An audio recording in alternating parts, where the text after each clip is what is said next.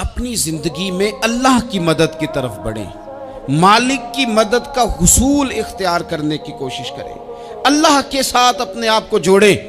اگر اللہ کی مدد نصیب ہو، یہ جو ہم جتنا ڈرتے رہتے ہیں، سہمے رہتے ہیں، پریشان رہتے ہیں کوئی کیا کر دے گا، ہمارے ہاں نا ہر شعبے میں معاذ اللہ ایک مافیا ہے، الا ماشاءاللہ۔ وہ مافیا کہتا ہے میرے ساتھ ملو گے تو میں چلنے دوں گا، ورنہ میں نہیں چلنے دوں گا، مارکیٹ میں آ ہی نہیں سکتا فلانا بندہ، چونکہ یہاں ہمارا قبضہ ہے۔ اور میرے بھائی پھر بہت سارے لوگ جن کی نیتیں اور ارادے بڑے اچھے ہوتے ہیں شروع میں، وہ بھی اس مافیا کا شکار ہو جاتے ہیں اور ان کے رنگ میں رنگ جاتے ہیں۔ یاد رکھنا، کسی شخص کی بلیک میلنگ کا کبھی شکار نہ ہونا، کبھی کسی کی میٹھی اور مسجع مکفہ باتوں کا شکار نہ ہونا۔ کوئی کیا کر سکتا ہے اگر اللہ مددگار ہو تو؟ جس کو رب کریم اٹھانا چاہے اسے کوئی گرا سکتا ہے؟ ہم یہ ڈرے ڈرے سہمے پریشان فیصلہ کرنے کی طاقت نہیں، مجھے چلنا چاہیے کہ نہیں، اٹھنا چاہیے کہ نہیں، کرنا چاہیے، اٹھ باندھ کمر کیوں ڈرتا ہے؟ پھر دیکھ خدا کیا کرتا ہے۔ حضرت عبداللہ ابن عباس فرماتے ہیں میرے نبی پاک علیہ السلام نے میری تربیت فرمائی، حضور نے میری تربیت فرمائی، اور محبوب پاک علیہ السلام نے فرمایا عبداللہ یاد رکھنا، یہ نوجوان دوست میری بات لکھ لیں، پریشان لوگ میری بات لکھ لیں، جن کے پاس قوت فیصلہ نہیں وہ اس بات کو لکھ لیں۔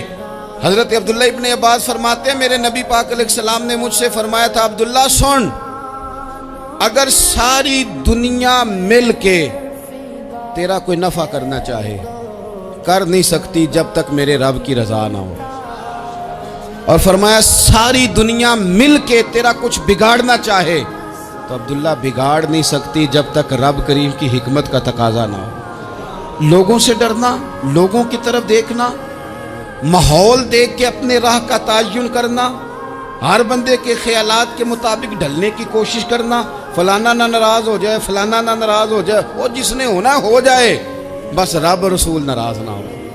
اپنی زندگی میں اپنے مالک کو مولا جان کے، بل اللہ مولاکم، اللہ تمہارا مولا ہے، وَهُوَ خَيْرُ النَّاصِرِينَ، وہ بہترین مددگار ہے۔ توجہ جب بھی کریں رب کی جانب کریں، اپنے دل کا قبلہ درست رکھیں، سوچوں کے زاویے سیدھے رکھیں۔ میرے بھائی مالک جب بندوبست کر دے نا، جب مالک بندوبست کر دے پھر ایسا بندوبست کرتا ہے کہ لوگوں کے پاس نا چارہ نہیں رہتا۔ حضرت مریم رضی اللہ تعالی عنہا پاک باز تھیں، مسجد میں رہی تھیں، پر مالک کی حکمت کے تقاضے بڑے عجیب ہیں نا۔ پھر جناب مریم کو اللہ تعالیٰ نے بغیر شوہر کے اولاد عطا کر دی۔ یہ بات ہی ایسی تھی، وہ کسی نے کہا تھا کہ مخلوق تو فنکار ہے اس درجہ کے پل بھر میں سنگے در کعبہ سے بھی اصنام تراشے، تم کون ہو کیا چیز ہے داغ کبابی، لوگوں نے تو مریم پہ بھی الزام تراشے۔ تو لوگوں نے کہا کدھر سے لے آئی بچہ، تیرا باپ تو ایسا نہیں تھا، کہاں سے لے آئی؟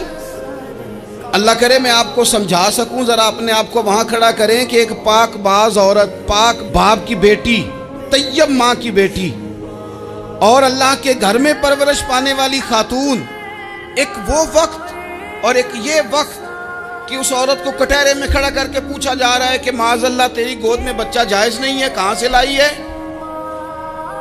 اب خود سے صفائیاں بندہ کتنی کو دے، کتنی کو وضاحتیں کرے۔ اور میں نے تو اپنی زندگی میں دیکھا ہے زیادہ وضاحت دینے والے کو بھی لوگ جھوٹا سمجھنے لگ جاتے ہیں، زیادہ وضاحت دینے پر بھی لوگ کمزوری کا اظہار سمجھتے ہیں کہ کمزور پڑ گیا۔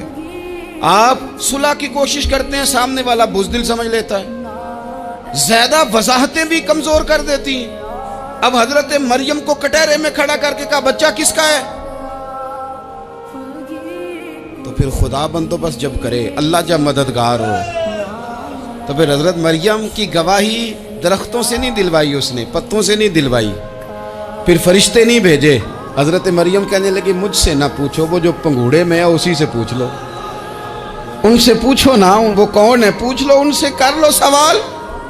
انہوں نے کہا پنگوڑے میں چند دنوں کا بچہ، یہ جواب دے گا؟ مددگار تھا رب، ان کی برات کا اعلان کرنا تھا مالک نے، اور جب مالک اعلان کر دے، جب مالک تیری صفائی دینا چاہے، جب مالک تجھے دنیا کے سامنے نکھارنا چاہے، تو پنگوڑے میں لیٹے حضرت عیسیٰ بول کے کہنے لگے انی عبداللہ آتانی الکتاب، فرمایا میں اللہ کا بندہ ہوں، رب نے مجھے کتاب عطا کر کے نبی بنا کے دنیا میں بھیجا ہے، میں اللہ کا بندہ ہوں، کتاب لے کے آیا ہوں، نبی بن کے آیا ہوں۔ پھر پنگوڑے سے اعلان ہو گیا، پھر بچہ بول پڑا۔ اور یہ ایک دفعہ نہیں بات ہوئی، یہ بنی اسرائیل میں ایک جریج نام کے شخص بھی تھے جو نماز پڑھ رہے تھے، بعض نے لکھا ہے نفل نماز تھی، اماں نے پکارا تو آئے نہیں، تو ماں کے منہ سے نکل گیا تو اتنی دیر تک مرے گا نہیں جب تک کسی بے حیا عورت کا منہ نہ دیکھ لے۔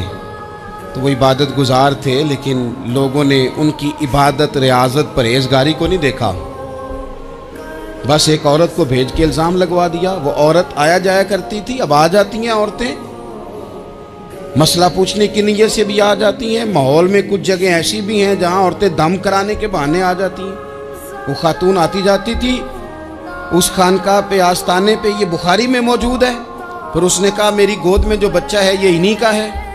مجھے بتائیں کیسے بندہ وضاحت دے؟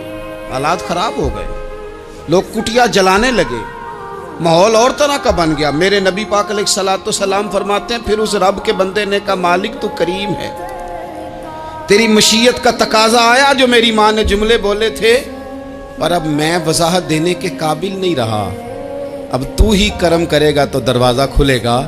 تو وہ چند دنوں کا بچہ پنگوڑے میں بول کے کہنے لگا میں اس درویش کا نہیں، میں تو فلانے چرواہے کا بچہ ہوں، وہ جو بکریاں چراتا ہے۔ رب کی مدد کو پکاریں، اپنے ساتھ اپنے مالک کی مدد کو شامل کریں، تھوڑے رزق پر بھی گزارا اچھا ہونے لگ جائے گا۔ سارے لوگ آپ کو گرانے کی تدبیریں کر رہے ہوں گے اور مالک آپ کو عزتیں عطا فرما دے گا، اس کی بارگاہ سے حکمت کا تقاضا اور ہو جائے گا۔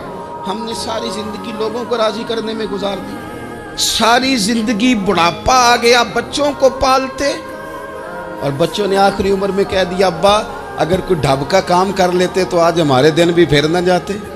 ساری زندگی گزار دی بہن بھائیوں کو راضی کرنے میں، ساری زندگی گزار دی ذمہ داریاں اٹھانے میں، ان کو 99 دفعہ دیا، ایک دفعہ نہیں دیا تو انہوں نے کہہ دیا تو نے تو کبھی دیا ہی نہیں، تو تھا ہی نہیں۔ ساری زندگی محلے داروں، علاقے والوں کو راضی کرنے میں گزار دی۔ اور میں نے ایسے لوگ بھی دیکھے دین کے لیے وقت گزارا، لیکن جب بڑھاپے میں دانت کام نہ کرتے تھے تو وقت کے مفتیوں کو بھی مسجدوں کی کمیٹیوں نے کہہ دیا اب آپ کی سمجھ نہیں آتی، ہم نے خطیب کو یور رکھنا ہے، نہ دیکھو دنیا کی طرف، دنیا رلا دیتی ہے، نہ راضی کرو بندوں کو، بندے تھکا دیتے ہیں، نہ پیچھے بھاگو ہر وقت دنیا داروں کے، یہ انسان کو کمزور کر دیتے ہیں۔ وہ تو کریم ہی بڑا ہے، 2 آنسو زمین پر بعد میں گرتے ہیں، بندے کے گناہ سارے پہلے معاف فرما دیتا ہے۔ اللہ کی مدد کا حصول، اپنے مالک کی مدد کی طرف بڑھنا، آپ کو بدر کی جنگ بھی یہی درس دے گی، آپ کو احد کا میدان بھی یہی سبق دے گا، فتح مکہ بھی یہی سبق دے گا۔ میرے دوستو جب رب مدد فرمائے، جب اللہ مددگار بنے، دوستوں سے ایک بات اکثر کرتا ہوں، میں کہتا ہوں کہ جتنے درد سے آپ امیر کو اپنی کہانی سناتے ہیں نا، اور جس طرح آپ کے آنسو بات کرنے سے پہلے گر جاتے ہیں کہ غریب ہیں، بچیاں ہیں، کاروبار نہیں، او میرے سنگیو، اس سے آدھے آنسو اپنے رب کی بارگاہ میں بکھیرو، اس کے حضور عرض گزار ہو جاؤ، اس سے طلب کرو۔ ایک وقت انسان پر زندگی میں ایسا آتا ہے کہ اسے یوں محسوس ہوتا ہے کہ میرا سایہ بھی ذرا سا پیچھے ہٹ گیا ہے، اسے یوں لگتا ہے کہ میں کسی سہارے پہ ہاتھ ڈالتا ہوں تو وہ بھاگ جاتا ہے مجھ سے، لیکن مالک کی بارگاہ ایسی عظیم بارگاہ ہے، رب رسول کے آستانے اتنے بڑے ہیں کہ آپ جب وہاں کشکول طلب دراز کرتے ہیں تو جھولی پھیلانے میں دیر لگتی ہے، ان کو بھرنے میں تو کوئی دیر نہیں لگتی۔ ہم نے اپنا سوچ کا قبلہ ہی دنیا کو بنا لیا۔ یہ جو اللہ والوں کی مدد ہے یہ تو ہے اللہ ہی کی مدد ہے، لیکن یہ جو سیٹھوں کی طرف توجہ کرنا، نوابوں کی طرف توجہ کرنا، دنیا داروں کی طرف توجہ کرنا، اور اپنا مزاج اس طرح کا بنا لینا، یارو गर्दन को झुका देता है खैरात का पत्थर, जहां में मांगने वालों के सर कभी ऊंचे नहीं होते। और इकबाल कहते हैं गैरत है बड़ी चीज़ जहाने तगो दो में, पहनाती है ये फ़क्र को ताजे सरदारा। मैं अर्ज़ करूँगा कि अपनी आप जब तवज्जो का किबला अल्लाह रसूल को बनाएंगे तो रब फरमाते वयर्ज़ुक़हु मिन हैसु ला यहतसिब, मैं ना तुझे वहाँ से रिस्क दूंगा जहाँ से कभी तेरा गुमान भी नहीं गया होगा। यहाँ से भी मिल सकता है, तूने सोचा भी नहीं होगा। बुखारी शरीफ में हदीस है, हज़रत जाबिर इब्न अब्दुल्लाह फरमाते हैं नबी पाक सल्लल्लाहु अलैहि वसल्लम ने ना 300 लोगों का एक लश्कर रवाना किया किसी मुहिम के लिए, किसी जिहाद के लिए। हज़रत अबू उबैदा बिन जर्राह रदी अल्लाह ताला अन्हु अमीर लश्कर थे। फरमाते गुर्बत इतनी ज़्यादा थी, भूख इतनी ज़्यादा थी कि एक एक खजूर दिन में एक वक्त खाने को मिलती थी, और कुछ दिन ऐसे आए कि अब खजूर भी नहीं मिल रही। फरमाते इतनी ज़्यादा भूख लगी मुजाहिदीन को 300 बंदा पत्ते खा के गुजारा होने लग गया। ये बुखारी में मौजूद है। आप फरमाते कि दरिया के किनारे हमारा पड़ाव था, ठहराव था। जब भूख से निढाल हो गए ना, वयर्ज़ुक़हु मिन हैसु ला यहतसिब, अल्लाह वहाँ से रोज़ी देता है, गुमान भी नहीं होता। फरमाते एक मछली अल्लाह ताला ने दरिया के किनारे भेजी। फरमाते हैं वो थी तो मछली पर पहाड़ जितनी थी। बुखारी में लफ्ज़ हैं, हज़रत जाबिर इब्न अब्दुल्लाह रदी अल्लाह ताला अन्हु फरमाते हैं 300 आदमी 18 दिन तक उस मछली को खाते रहे, मछली ख़त्म ही नहीं हुई। मछलियाँ नहीं, मछली। कहते हैं 18 दिन 300 बंदा खाता रहा, मछली ख़त्म ही नहीं हुई। और फरमाते हैं कि उसकी हड्डी निकाल के, कांटा कहेंगे आप अपनी जुबान में, कहते वो निकाल के ना तो उसको खड़ा किया ना जब, तो ऊंट कजावे समेत उसके बीच से गुजर जाता था। 2 उसके कांटे जोड़े। फरमाते हैं वो उसका गोश्त हम खाते थे और उसकी चर्बी बतौर तेल के हम जिस्मों पे मलते थे, बीमारों को उससे सुकून आता था, तंदुरुस्ती शिफा होती थी। फरमाते हम खाया भी हमने और कुछ लेके हम मदीने भी गए, और कुर्बान जाए नबी पाक ने भी उसमें से खाया। हमने अर्ज़ की हुजूर ये मुअम्मा क्या है, ये माजरा क्या है? तो महबूब ने फरमाया तुम्हारे पास ग़िज़ा नहीं थी, रब ने तुम्हारे लिए बंदोबस्त किया है, अल्लाह ने तुम्हें दिया है। मकान शुरू कर लिया, एक साहब ने वो मकान बनाने लगे। आप वो हिसाब लगा रहे हैं, कहते हैं मेरे पास इतने पैसे हैं, इतने मैंने फ़लाने दोस्त से कहना है उसने दे देने, इतने फ़लाने रिश्तेदार से कहना है उसने दे देने, इतने फ़लाने से कहना है उसने दे देने। ये सारी कापी बना के मकान शुरू कर लिया। जो रोज़ कहता था ना कोई हुक्म हो जाते दसी, सबसे पहले उसको कहा मियाँ पैसे चाहिए। वो कहता हो कल ही मुंडा टोरिया है, कदे तू परसों दस दाते लब जाने सन। मैं आपको अपने तजर्बे की बात बता रहा हूँ। जिन लोगों का ख्याल होता है ना कि आप स्टार्ट करें फ़लाना काम, हम आपके साथ हैं, अल्लाह का ही कोई निज़ाम है, वो बिल्कुल भी नहीं साथ होते। लेकिन ऐसा नहीं है कि कोई साथ नहीं होता, अल्लाह ताला बड़े असबाब पैदा करता है, वहाँ से देता है जहाँ से गुमान भी। हमारा ये ज़हन बन जाता है, हम सारी अपने हिसाब से चलते, इतने रिश्तेदारों से, इतने कौन आपके साथ चलेगा, सवाल ही नहीं पैदा होता। ये सारे काम छोड़ के सबसे पहले 2 रकते पढ़ो, अपने रब की बारगाह में, रसूल कायनात की बारगाह में गुजारिशात और इस्तिगासे पेश करो, वहाँ से खैर तलब करो। दुनियादार क्या देंगे, क्या दे सकते हैं, क्या हैसियत होती है किसी। अल्लाह कहता है वहाँ से दूंगा। तो जो अल्लाह माल दे वो लेना चाहिए कि रिश्तेदारों का माल देखना चाहिए? जो अल्लाह दे वो लेना चाहिए कि सेठों नवाबों की जेबें देखनी चाहिए? जो अल्लाह दे वो कबूल करना चाहिए या देखना चाहिए कौन सा आदमी कहाँ पहुँच गया? छोड़ो, अपनी मट्टी पे चलने का सलीका सीखो। किसी के संग मरमर पे चलोगे तो फिसल जाओगे, फिसल जा। इस पर एक और बात अर्ज कर दूं, सही बुखारी से, मुस्लिम से एक और बात। कुछ चीज़ें ऐसी हैं जिनसे अल्लाह की मदद आती है, मदद मिलती है। एक चीज़ उनमें से ऐसी है जिससे बहुत मदद नाज़िल होती है, वो है कि जब रब आपको देना तो फिर आप भी उसके रास्ते में दें, फिर मदद आती है, फिर और आता है। बुखारी मुस्लिम में हदीस है, ये ज़्यादा ही तवज्जो तलब अमर है, इस पर आप गौर करेंगे। हज़रत अबू हुरैरा फरमाते हैं कि नबी पाक अलैहिस्सलाम ने फरमाया एक शख्स ने बादलों के अंदर से आवाज़ सुनी कि फ़लाँ आदमी का खेत और बाग खुश्क हो गया है, वहाँ बरसो और उसके खेत को सैराब करो। وہ بڑا حیران ہوا کہ بادل سے آواز آ رہی ہے۔ پھر اس نے دیکھا کہ ایک پہاڑی پر بارش ہوئی، وہ بادل وہاں برسا، پھر نالیوں سے ہوتا ہوا پانی ایک طرف چلا۔ تو جس نے آواز سنی تھی، حضور بیان کر رہے ہیں، وہ بھی پیچھے پیچھے چلا کہ پانی کدھر جا رہا ہے۔ اس نے جا کے دیکھا کہ ایک مقام پہ ایک باغ کو وہ پانی لگ رہا ہے اور ایک آدمی وہ پانی لگا رہا ہے۔ اس نے اس سے پوچھا تیرا نام کیا ہے؟ اس نے کہا کیوں؟ کہنے لگا بتا نا۔ اس نے نام بتایا تو کہنے لگا یہی تو وہ نام ہے جو میں نے بادلوں کے اندر سے سنا ہے کہ فلاں کے کھیت کو پانی دے دو۔ اس نے کہا یار تو کیا عمل کرتا ہے کہ اسپیشل تیرے لیے بارش برسے؟ یہ بخاری پڑھ رہا ہوں، سیاستہ سے حدیث عرض کر رہا ہوں۔ اس سے پوچھا تو کیا کام کرتا ہے کہ جناب اللہ تبارک و تعالیٰ کا حکم کرم آیا کہ خاص تیرے لیے پانی برسے اور تیرے کھیت کو سیراب کرے؟ تو اس نے کہا چھوٹا ذمہ دار ہوں، پر جب فصل اگتی ہے تو 3 حصے کرتا ہوں۔ ایک حصہ اپنے بال بچوں پہ، بہن بھائیوں پہ خرچ کرتا ہوں، ایک حصہ پورا، اور ایک حصہ دوبارہ کاشتکاری پہ لگاتا ہوں، اور تیسرا حصہ خالص میں نے مسکینوں، یتیموں اور غریبوں کے لیے رکھا ہوا۔ وہ جو تیسرا حصہ، اللہ کرے آپ سمجھیں، وہ رب کے بندوں پہ تیسرا حصہ خرچ کرتا ہے نا، تو کریم مالک نے فرمایا جہاں سے غریب کا حصہ جاتا ہے وہ کھیت خشک نہیں رہنا چاہیے، وہ جہاں سے مسکین روٹی کھاتے ہیں وہ خشک نہ رہے، جہاں سے یتیموں کو کچھ آتا ہے کہیں اس کی فصل رہ نہ جائے۔ میں اور آپ بھی اگر اپنے مال میں مسکینوں، یتیموں، غریبوں کے حصے رکھ لیں گے تو فصلیں خشک نہیں رہیں گی، ان کے اندر تازگی آئے گی، نور آئے گا، کرم آئے گا، خاص کر خدا کی رحمت برسے گی۔ مدد اللہ سے چاہیں، اپنی توجہات کا مرکز رب رسول کی ذات کو بنائیں، پھر آپ محسوس کریں گے کہ بڑی جلدی اللہ تعالیٰ کی مدد آنے لگی ہے۔ کبھی آپ صرف کہہ دیں نا میرا رب میرے ساتھ ہے، اس لفظ میں اتنی طاقت ہے کہ دشمن ویسے زہر ہو جاتا ہے۔ زندگی میں کسی سے بھی لڑائی ہو، اچھی طرح سوچ لیں کہ اللہ اس طرف ہے یا اس طرف ہے۔ اگر آپ زیادتی پہ ہیں تو پھر رب مظلوم کی جانب ہے۔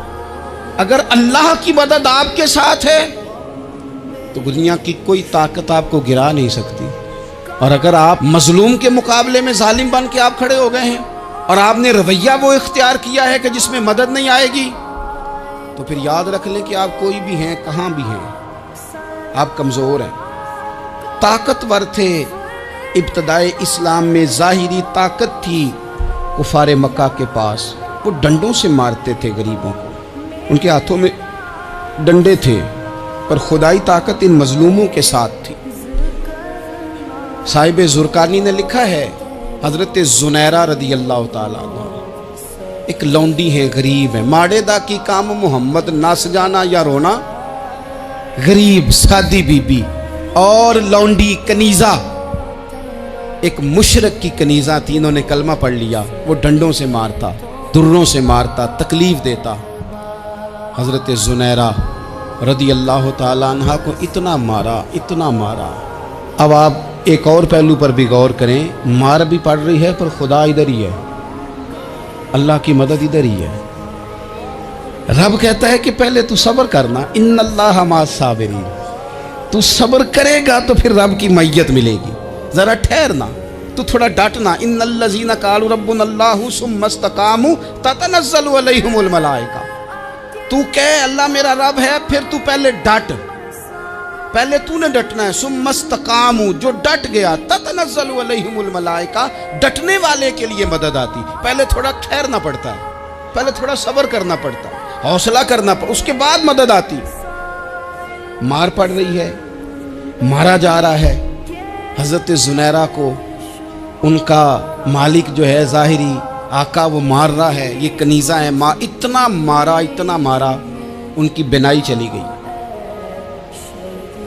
نظر آنا بند ہو گیا۔ ابو جہل آیا اور کہنے لگا زنیرہ دیکھا نا ہمارے بت تیری آنکھیں لے گئے، معاذ اللہ، لات و منات ہمارے بتوں نے تجھے اندھا کر دیا۔ اب ایسا نہیں ہے کہ بی بی روتی جا رہی ہے، روتی جا رہی ہے، مایوسی مایوسی، معاذ اللہ، پریشانی، غریبی بڑی ہے، پوچھنے والا کوئی نہیں، یہ باتیں نہیں۔ کیا جملے ہیں خاتون کے، کیا لفظ ہیں۔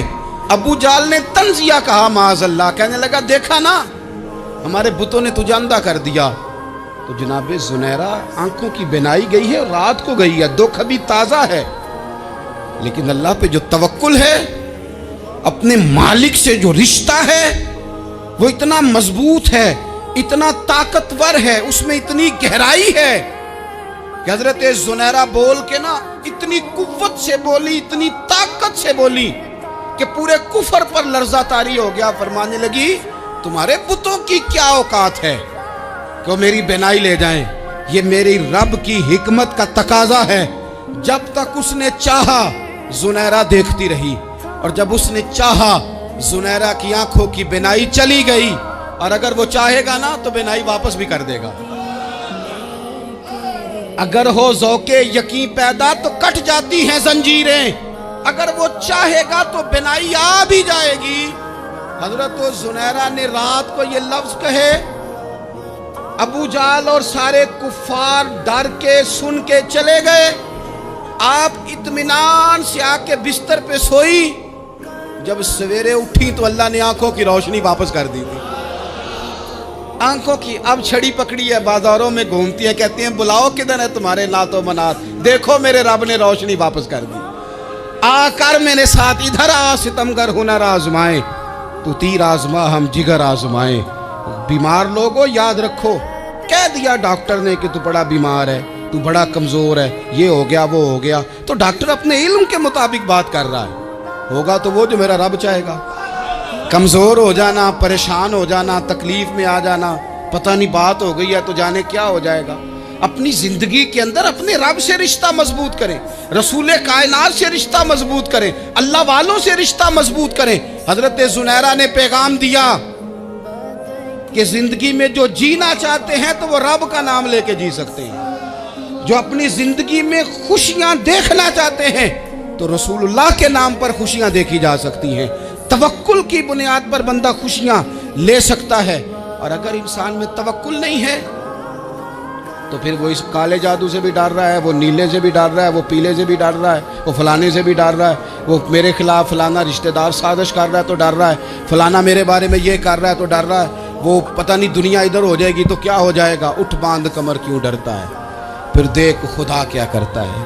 تو اس ساری گفتگو کا نچوڑ آپ کو یہ عرض کیا ہے، سب سے پہلے تو یہ کہ میدانوں میں مدد بھی اللہ کی، رزق میں مدد بھی اللہ کی، فصلیں خشک ہوں تو مدد پھر بھی اللہ کرے، تو پھر ساری مدد، اور اگر انسان بیمار ہو تو پھر بھی مدد اللہ کی۔ تو اپنے اللہ کی جانب توجہ کو بڑھائیں، آپ اللہ سے مدد کے سوالی بنیں۔ ترمذی کی ایک حدیث ہے، میں آپ کو زندگی کا تجربہ بتاتا ہوں کہ جب میں بڑا پریشان ہوتا ہوں تو یہ والی روایت کھول لیتا ہوں، مزہ دیتی ہے۔ میرے نبی پاک علیہ السلام نے فرمایا اپنے دکھ سیٹھوں نوابوں کو نہ کہنا، مالداروں کا نہ کہنا، ورنہ اللہ تمہیں کبھی غنی نہیں کرے گا۔ فرمایا اپنے دکھ اپنے رب کی بارگاہ میں عرض کرنا، جلدی کرے یا دیر سے کرے اللہ تمہیں لوگوں سے بے نیاز کر دے گا۔